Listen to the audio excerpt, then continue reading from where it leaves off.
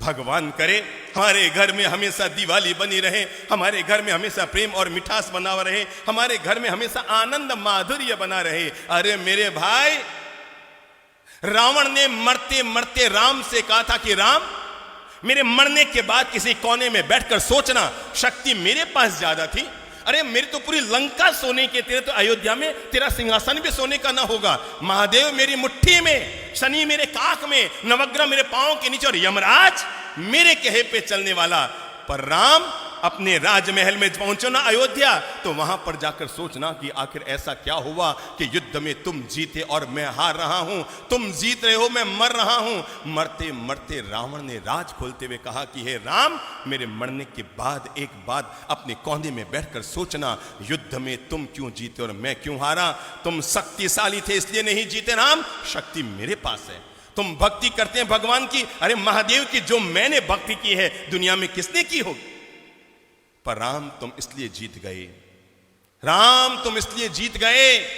मरते मरते रावण ने दुनिया का एक गजब का राज खोला और पूरी मानवता के लिए, प्राणी मात्र के लिए और घर घर में रहने वाले भाइयों के लिए प्रेम का एक मंत्र देता हुआ दुनिया से गया रावण। और जाते जाते रावण ने राम से कहा था कि राम, मेरे मरने के बाद कोने में बैठकर सोचना, तुम इसलिए जीत गए, सिर्फ इसलिए जीत गए राम, तुम इसलिए जीत गए क्योंकि तुम्हारा भाई तुम्हारे साथ, बस तुम इसलिए जीत गए क्योंकि तुम्हारा भाई तुम्हारे साथ था। और राम, मैं इसलिए हार गया क्योंकि मेरा भाई किसके साथ, तेरे साथ था। रावण ने मरते मरते राम से अनुरोध किया था कि अयोध्या में जब राज सिंहासन पर बैठो तो एक पल के लिए आंख बंद करके मेरे चेहरे को याद करके सोचना, अगर तुम्हारा भाई भी मेरे साथ होता और मेरा भाई भी मेरे साथ होता तो युद्ध में रावण जीतता या राम जीतता। यह है भाई भाई के प्रेम की ताकत। और जिस घर में, जिस समाज में, जिस परिवार में, जिस राष्ट्र में यह ताकत हुआ करती है, वहां पर दुनिया की कोई ताकत उस परिवार को कमजोर नहीं कर सकती।